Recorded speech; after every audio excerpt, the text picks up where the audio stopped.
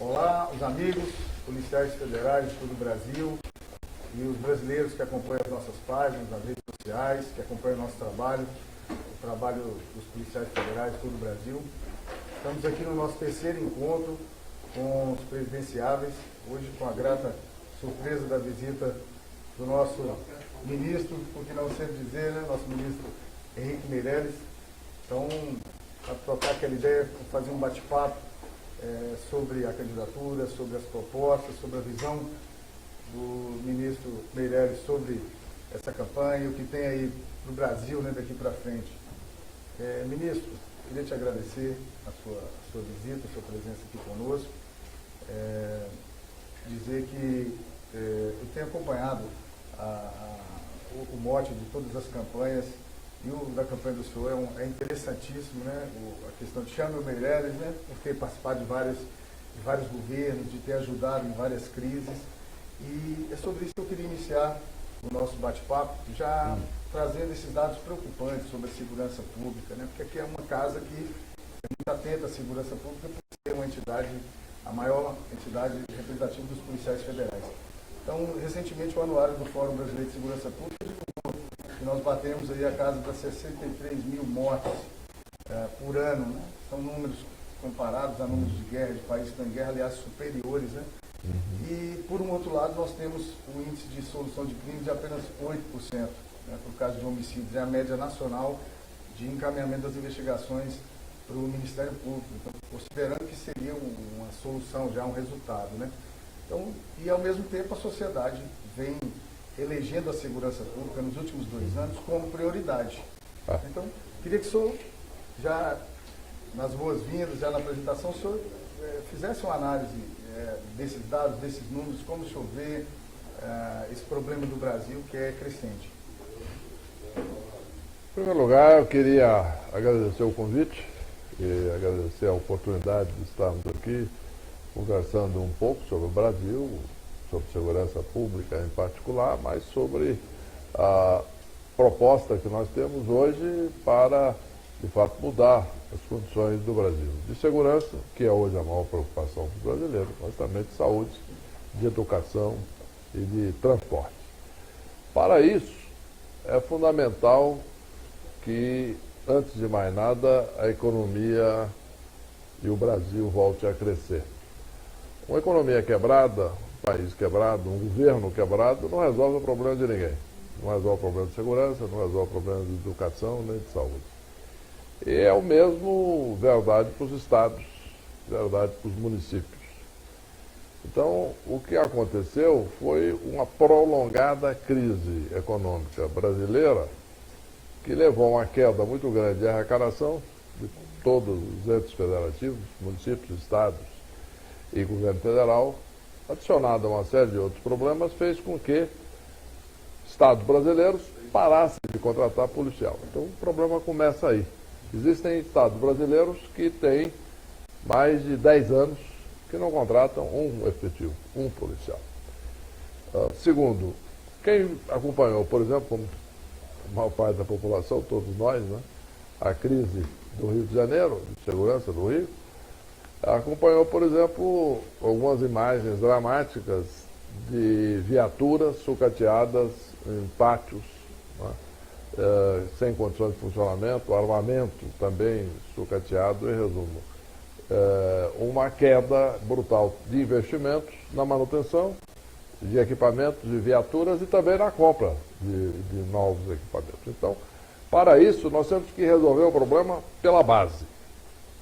Começando com administrar bem o país, uma política competente de crescimento para quem sabe fazer. Eu, como você mencionou, trabalhei 2 vezes no governo. Eu tive 33 anos no setor privado, cheguei a presidente de uma grande organização mundial sediada nos Estados Unidos, vim ao Brasil, fui presidente do Banco Central 8 anos. Neste momento, o Brasil cresceu muito.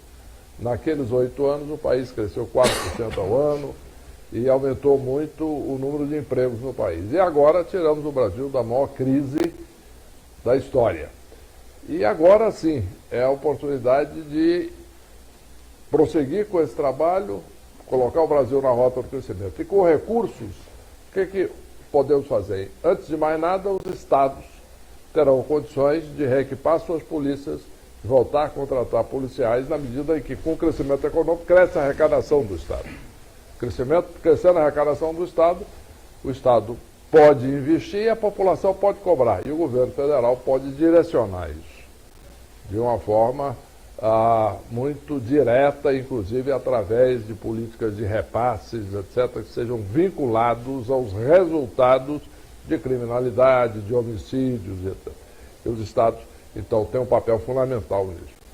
E tem também a questão federal. Nós vamos implementar um plano nacional de informações, e aí esse plano poderia ser, por exemplo, administrado pela Polícia Federal, onde nós podemos mapear toda a estrutura do crime e da segurança no país. Porque hoje nós temos situações onde a segurança de um Estado começa a ter problema quando, além da falta de equipamento policial, não existe troca de informações. A Polícia Militar não troca informações com a Polícia Civil, inclusive porque não tem mecanismo formal para isso, não tem mecanismo organizado para isso. Você conhece isso muito bem. Então nós temos que ter um sistema nacional de troca de informações eletrônico, administrado pela Polícia Federal, verificando onde estão os problemas, onde não estão, onde estão as soluções, quem está agindo, quem não está, e toda a informação que as polícias podem e devem ter. A partir daí, é uma ação concreta. Policiamento ostensivo nas ruas. E um dado que você mencionou fundamental, que é uma coisa ligada à outra, que é a impunidade. Né? No momento em que um percentual muito baixo de crimes é solucionado e existe um grande número de assassinatos e que não se conhece o autor, como você sabe. Bom, assassinato não se conhece o autor, evidentemente incentiva a impunidade, incentiva o homicídio, incentiva o crime, na medida que as pessoas não tenham a sensação de controle, de segurança, de punição de culpado, etc. E uma revisão muito clara, inclusive, dos procedimentos penais e etc., para termos penas que, de fato, sejam eficazes, e, para isso, um diálogo nosso será muito importante. Mas, finalmente, eu acho que eu vou ouvir muito a Polícia Federal, porque vocês conhecem esse assunto, vocês estão nessa área. Então nós temos essas ideias gerais, mas o mais importante vai ser ouvir vocês. Nós vamos ouvi-los para saber exatamente quais são as observações, quais é a experiência, quais são as sugestões, o que pode ser feito. Porque uma das coisas que nós já fazemos há muito tempo é ouvir e dar poder aos especialistas, a quem conhece, a quem tem experiência. E a Polícia Federal é um exemplo típico de uma instituição respeitada no país, de excelência, e que tem que exercer um papel fundamental nessa recuperação do país na área de segurança. Tá ótimo. Os nossos amigos aí, os brasileiros que acompanham as nossas páginas, que gostam do trabalho da Polícia Federal, eles têm sempre essa preocupação do que está por vir em relação à PF, as operações e tudo mais. Então, essas palavras trazem um conforto para quem nos assiste, para os próprios policiais federais, de que vamos ter essa manutenção, né, e vamos melhorar também nossos processos.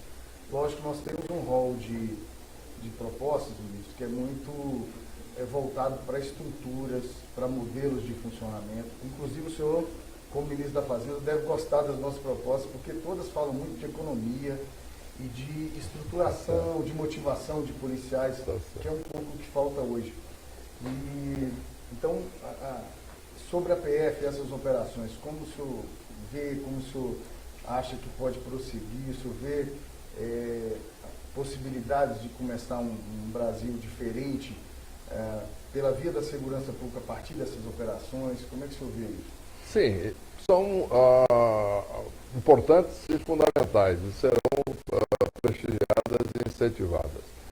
É importante não só a Polícia Federal continuar com as suas operações, e isso tem dois efeitos. Primeiro, a resolução dos problemas que existem, dos crimes, crimes não só contra a pessoa, mas crimes contra o patrimônio da população. Né?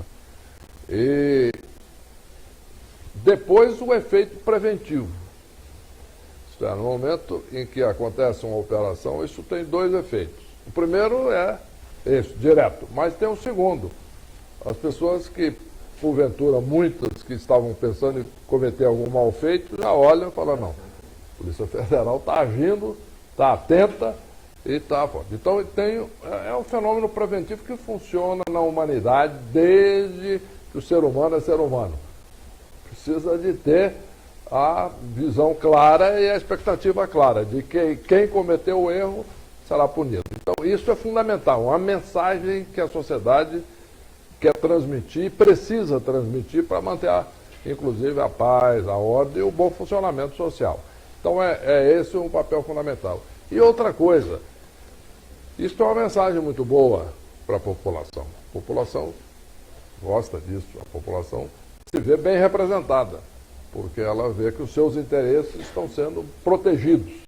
E isto é fundamental. Então, será prestigiado e não há dúvida que vamos priorizar investimentos na Polícia Federal, de qualificação salarial e também de equipamento. Quer dizer, eu sei que vocês têm algumas preocupações objetivas que são as minhas também. Questão de policiamento de fronteira, inclusive porque como ministro da Fazenda, pela Polícia Federal, eu inclusive apreciei muito o trabalho da Polícia Federal, porque inclusive o trabalho todo da Receita, muitas vezes ele é viabilizado pelo trabalho conjunto com a Polícia Federal. Então essa parceria funciona de uma forma exemplar.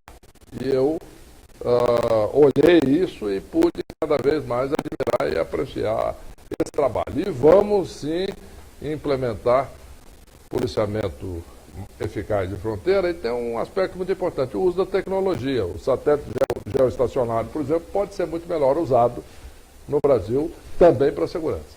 Ótimo.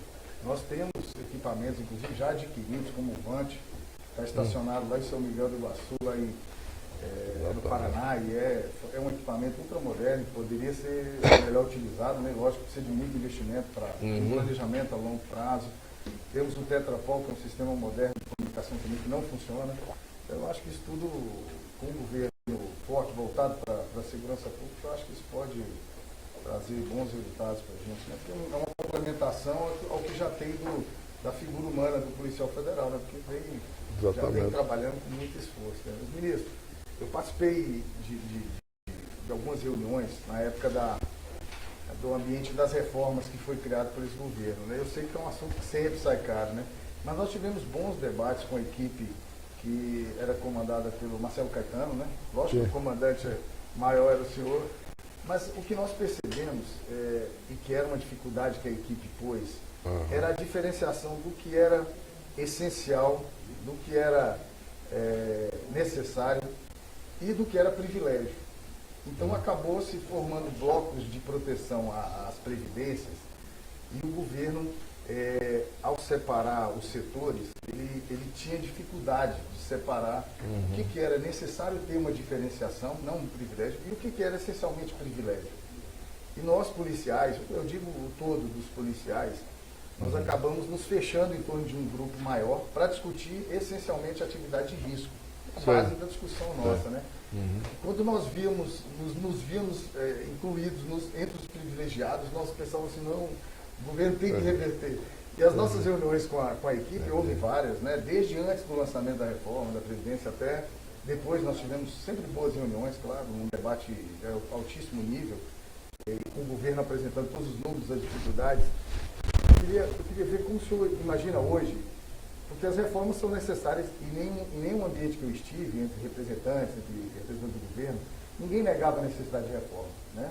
Mas o que eu percebi foi, o que nossa equipe toda percebeu, foi essa dificuldade de separar quem é que exerce realmente uma atividade que precisa ser olhada diferente e quem é hoje considerado privilegiado. Eu acho que o grande nó para as reformas não é simplesmente apresentá-la ou o povo aceitar. Eu acho que o brasileiro espera as reformas, né? A sociedade em geral, os formadores de opinião.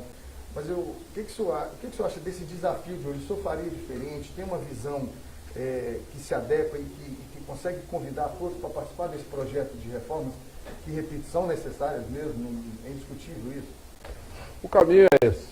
Mas antes eu quero repetir aqui uma frase do Guimarães Rosa, quando ele escreveu que o inferno está nos detalhes. É verdade? E é exatamente isso. Você tocou no ponto fundamental. Todos são a favor da diminuição de privilégios. Isso aí não há dúvida. Todos são favoráveis a isso. A questão é definir exatamente o que é privilégio e o que é necessidade. Né? E você também coloca uma questão fundamental da atividade de risco.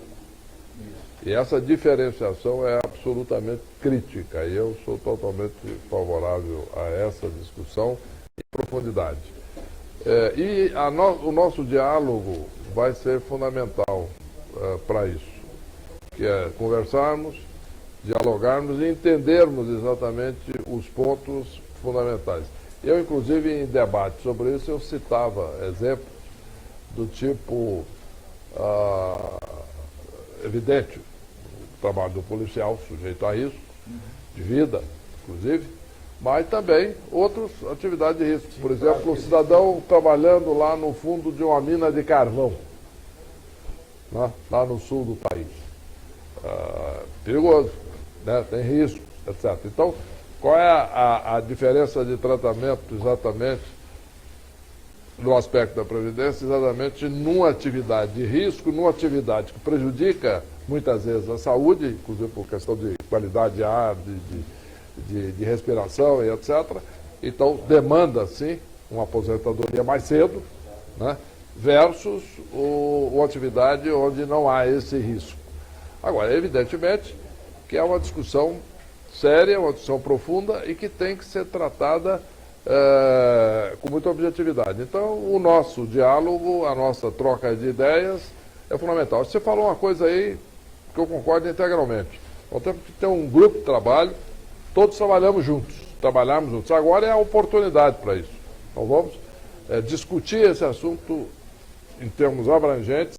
Existem inclusive partes que ficaram inclusive fora, inclusive do processo de discussão, e que têm que ser incorporados, e vamos então, a partir daí sim, traçar um plano de ação agora mais concreta, que é a próxima etapa. Aquilo é um projeto inicial como base para a discussão, né, já houve muita evolução, mas agora temos que trabalhar juntos para, de fato, irmos em frente e fazermos um plano que, primeiro, preserve situações de risco, etc., mas diminua privilégios no sentido de termos mais justiça. É o primeiro ponto.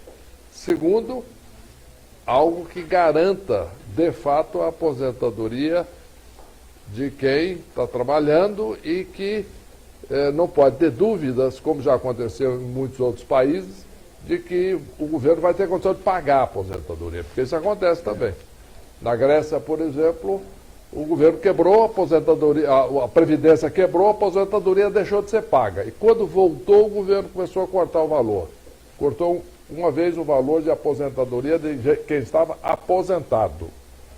Porque o governo estava quebrado, a aposentadoria não tinha condição de ser paga. Aí, cortou de novo. Não foi suficiente. De novo, cortou 14 vezes. Caiu pela metade. Isso é um absurdo. Isso pode acontecer. Isso é um direito do cidadão e da cidadã.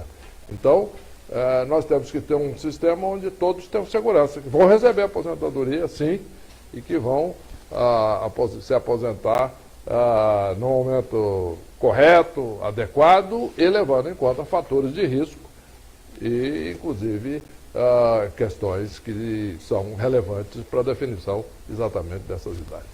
Tenho certeza que o pessoal nosso gostou de ouvir essa parte e nós tivemos muitos embates, muitas discussões, né, internas também, muitas preocupações, temores, né?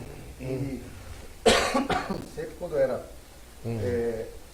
anunciada a reforma ou a retomada da discussão dela, e aí o deputado Arthur Maia sofreu com as pressões lá, deputado Marum, a gente se recorda bem daquela caminhada no Congresso, mas eu acho que se o ponto de partida for esse, e devido a discussões também, tem muita gente boa querendo cooperar. É. Eu repito, todas as reuniões que eu participei, não havia uma negação à reforma, foi uma coisa interessante, né? É. Mas realmente se esperava uma aplicação desses contextos, né? Das prerrogativas de cada grupo de carreira ou de categoria. Então, e caso o senhor vença, ou caso o senhor seja chamado novamente para o Ministério, nós estamos à disposição para participar desse debate com o maior prazer, tá?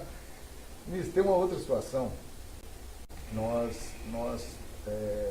vimos acontecer, eu presenciei muito isso como executor, como parte de equipes de planejamento, sempre quando o governo, e o senhor participou de alguns governos que optaram por essa alternativa de combater a criminalidade naquele momento, que são os planos nacionais de segurança. Nós somos muito críticos dos planos. Nós queríamos muito que o governo estabelecesse uma política nacional e que ela fosse determinada para um período mais longo, que não mudasse a cada governo. Né? O que nós temos visto são planos nacionais em que há grandes investimentos, há um despejo de dinheiro, né? Um remanejamento até de verbas, né? De outras áreas para executar esses planos, e eles têm sido inócuos, praticamente, na medida dos resultados deles. Né? E nós, policiais federais, nós sempre víamos isso com muita restrição, com muita cautela, porque é como se você forçasse a integração de estruturas que não estão prontas individualmente para funcionarem bem. Estou dizendo isso porque, no caso das fronteiras, é um exemplo. A Polícia Federal tem uma atuação principal na imigração, no controle migratório, né, que é o trabalho fundamental, a atividade fundamental, e também de entrada e saída de mercadorias, né, junto com a Receita Federal, esse trabalho. Então a gente controla pessoas e controla mercadorias, todas que entram e saem do país. Isso é uma questão básica até de compreensão do que é segurança nacional. Né? E quando fala de plano nacional e de integração, a Polícia Federal, a Polícia Rodoviária Federal, que são os entes federais, e agora recentemente com a Força Nacional,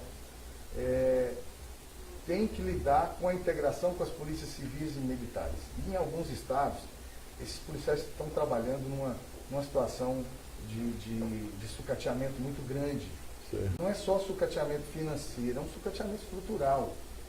Como é que os policiais federais veem isso hoje?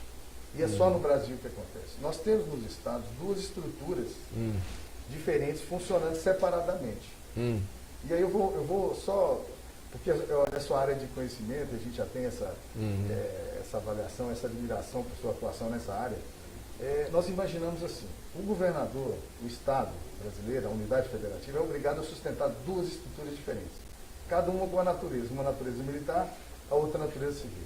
Sim. Uma cuidando da prevenção, e o limite do trabalho dela é a elaboração do boletim de ocorrência. Depois ela tem que passar para a Polícia Civil, que a gente não sabe quando vai começar a investigar.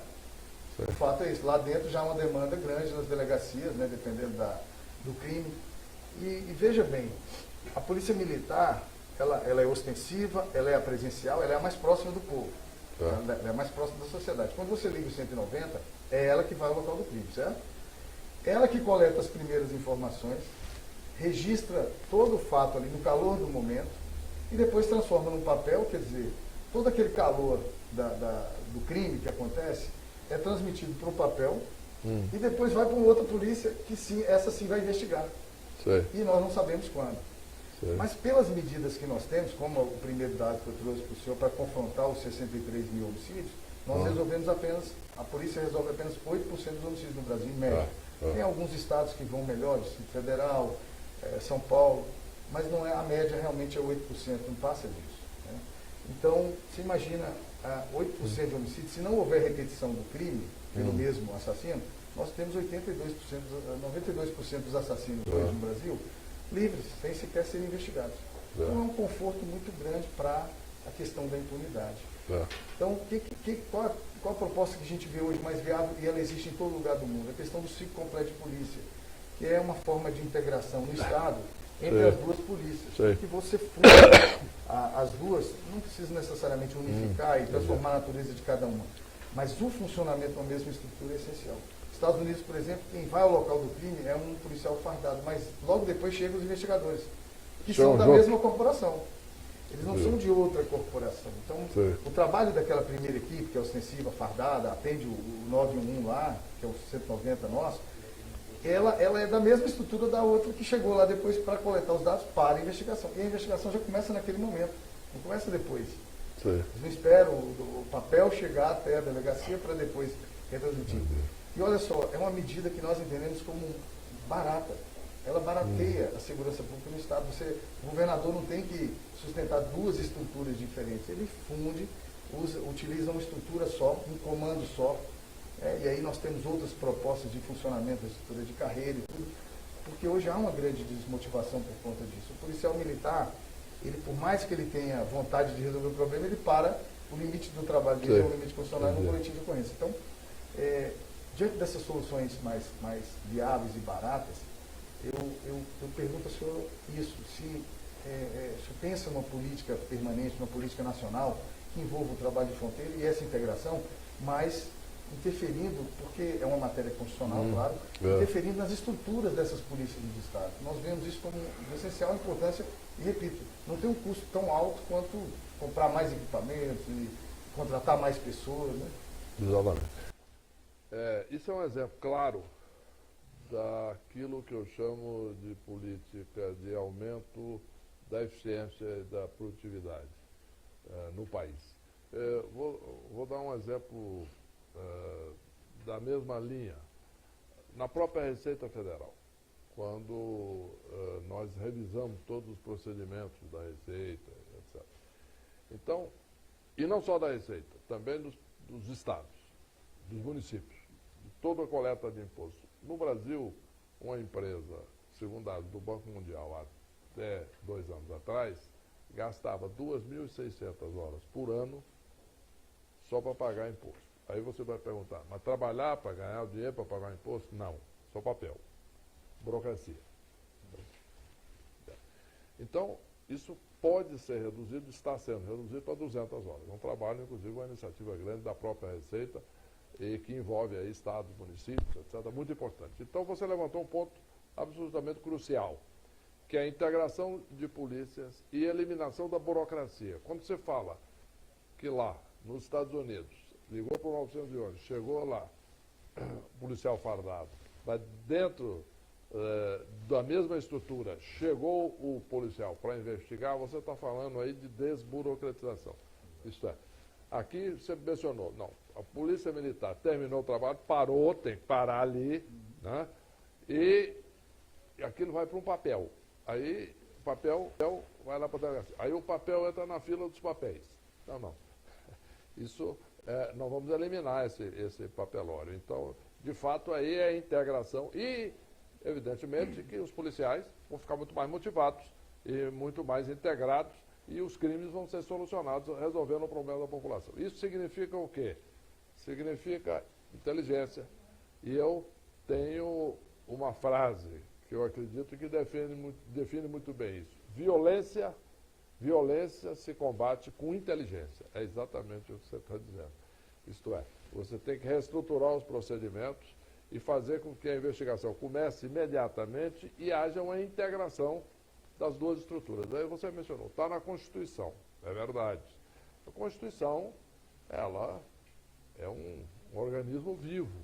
Ela tem que ser discutida pela sociedade e adaptada à evolução da sociedade, como, por exemplo, todas as mudanças constitucionais que propusemos e que foram adotadas. E essa é uma mudança que deve ser olhada com muita atenção. E, de novo, esta experiência da Polícia Federal, que vê esse trabalho sendo feito, e examina, e participa, e investiga, e vê onde é que está o problema, por exemplo, vê o crime na fronteira, e vê exatamente o que vai acontecer posteriormente, como é que o procedimento.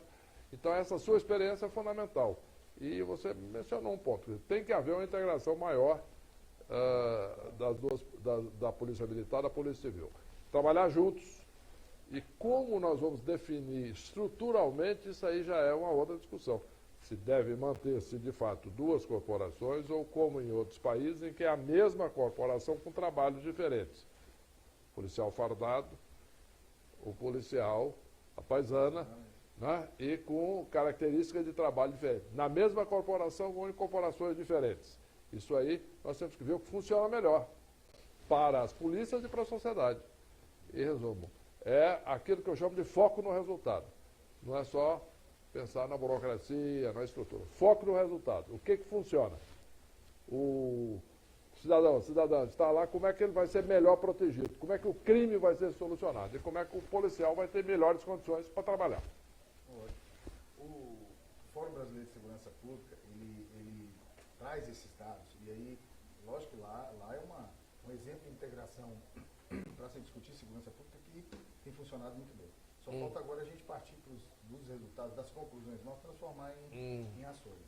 Porque lá uniu a academia com os profissionais de segurança pública. Então o debate, de um debate profícuo, ele passou a ser hoje um debate de apresentação de resultados, né, e de propostas. Então eu acho que um bom caminho é ali, porque até a polícia se rendeu também a ouvir os acadêmicos, né? Porque havia uma resistência também de que segurança pública é só assunto de polícia, não é? É uma parte, né? Eu acho que isso tem funcionado muito bem lá. E essas discussões, agora tivemos no 12º encontro do Fórum Brasileiro de Segurança Pública aqui em Brasília, há 2 semanas, e os exemplos de outros países foi trazido para esse debate pela primeira vez de uma forma bem objetiva, em resultados.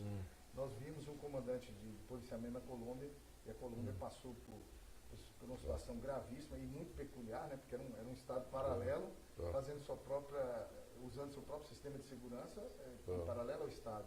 E o problema hoje lá está num nível ótimo. Nesse nível de solução de homicídios, nós perdemos para o Paraguai, para a Colômbia, para o Chile, para o Uruguai, países vizinhos. Quer dizer, nós nem precisamos ir lá nos Estados Unidos e nem ir na Europa para fazer. E uma das propostas que a gente vê funcionando lá, e é diferente do Brasil, são as polícias municipais, que fazem um trabalho mais próximo à sociedade. Né?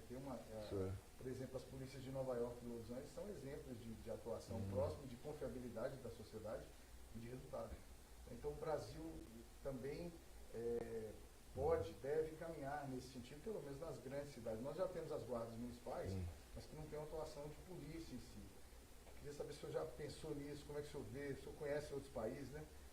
O senhor vê aquele funcionamento e trazer essa realidade para o Brasil, o senhor imagina muito complexa? Eu acho que é viável e deve ser feita. Agora, eu acho que você disse bem, é uma questão de ver qual é o porte da cidade que tem condições, que tem estrutura para ter a polícia municipal com funções de segurança, de fato, mais ativas, de investigação e etc.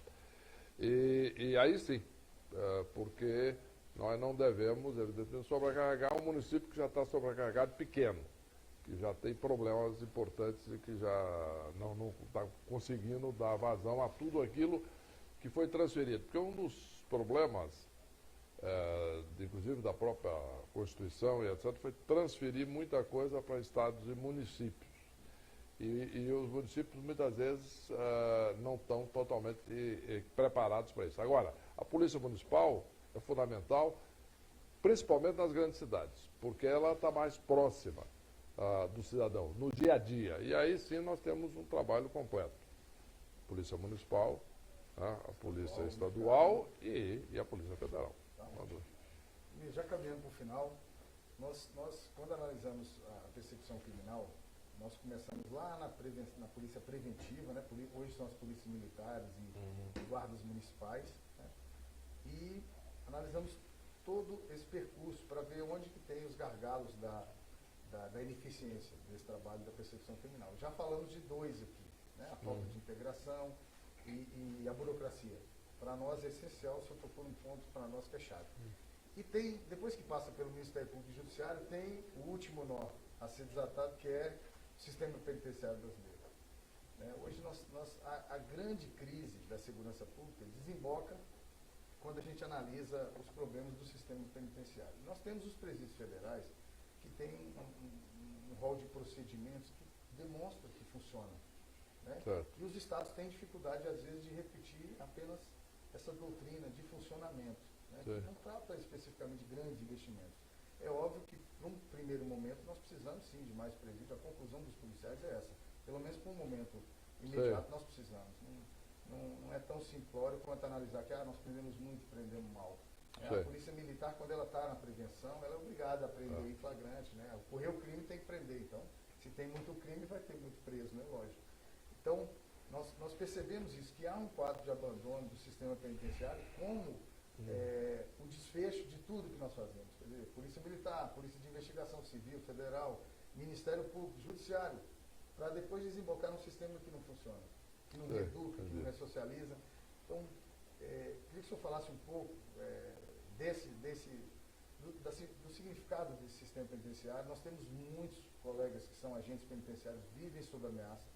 Temos vários que já foram assassinados após uma série de ameaças, familiares inclusive. Então é um nó que nós temos que desatar no Brasil e é uma das providências que nós imaginamos como imediatas. Né? O senhor já pensou sobre isso, tem sobre isso? Em primeiro lugar, o agente penitenciário que está enfrentando essa situação precisa ter melhores condições de trabalho. Né? Mas vamos começar com todo o processo, falamos aqui do início. Em primeiro lugar, precisa de mais presídio. Está sobrecarregado o sistema.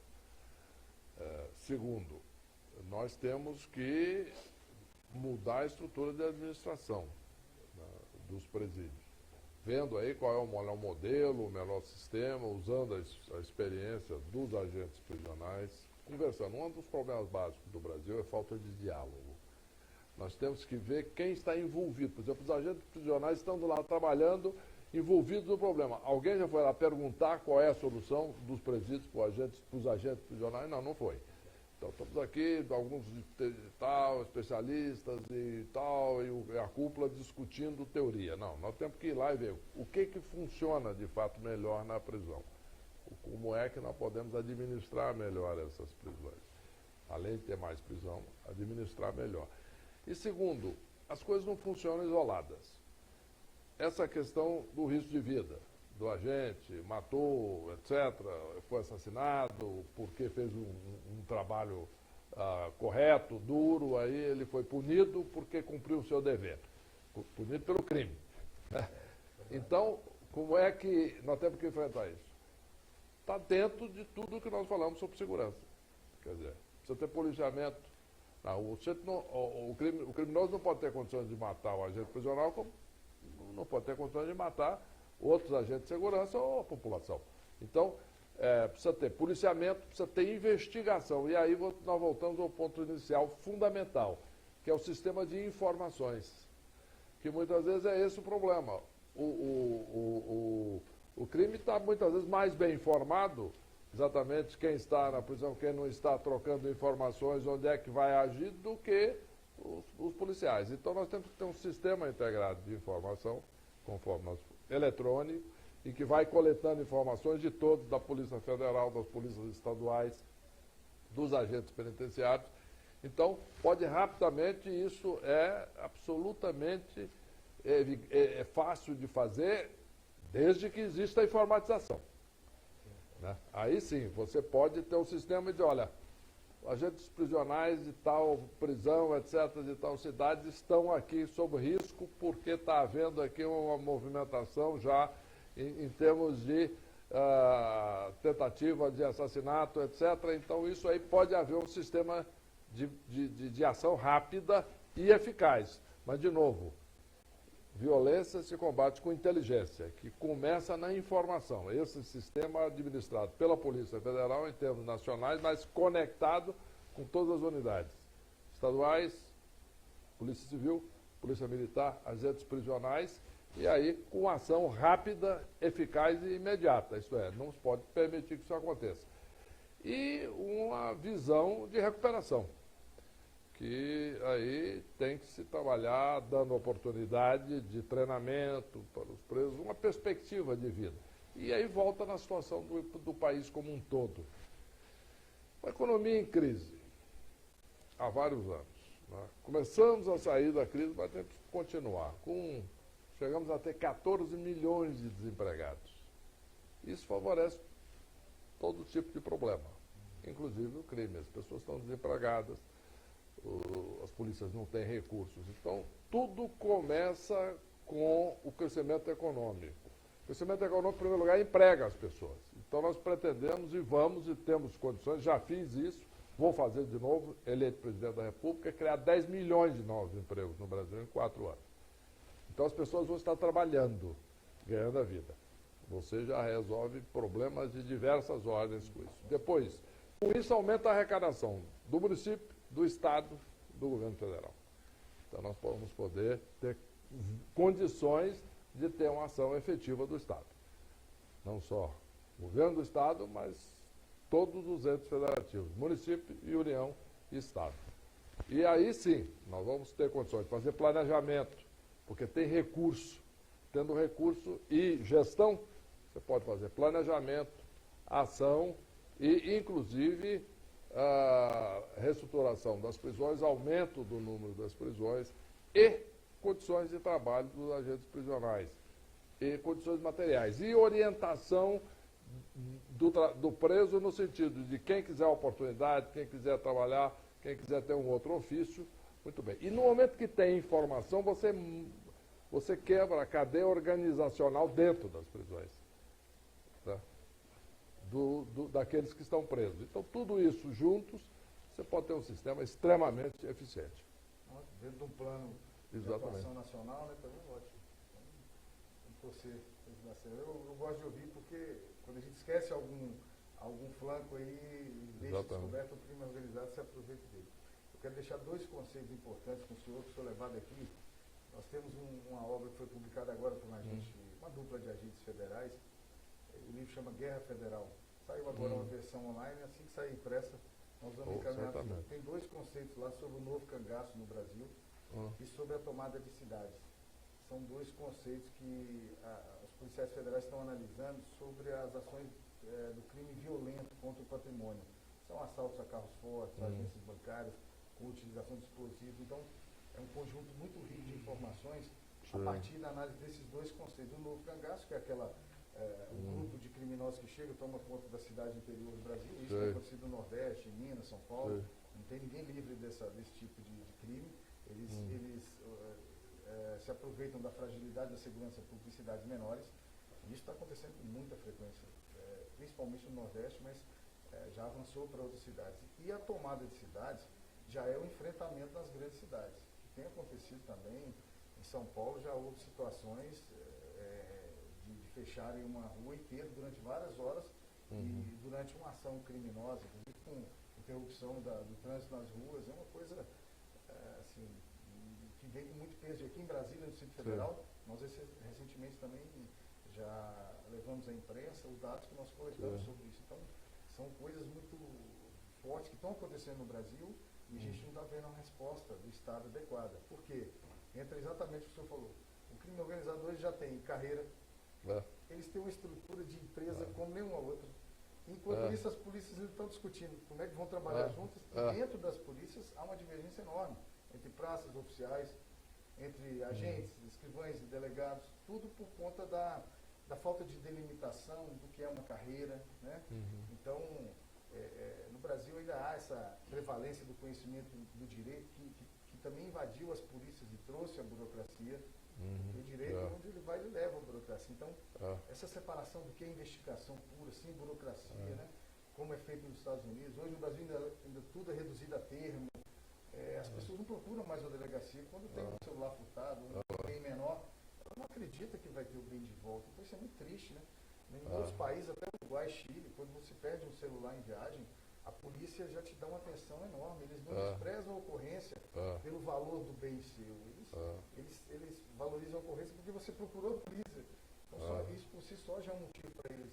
Então, eu acho que o Brasil precisa urgentemente retomar isso, olhar o crime organizado como crescente e criar uma formatação de Estado que dê uma resposta, que faça esse enfrentamento, porque a sociedade não pode olhar como uma quadrilha de criminosos enfrentando policiais como se fosse um enfrentamento de policiais. Está enfrentando o Estado.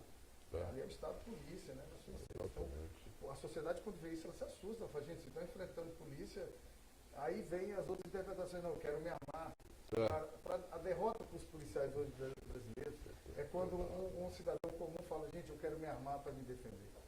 E não estou falando do status dos armamentos, que pode ou não, não é isso. Mas triste todo policial assim. Esse é um ponto muito importante.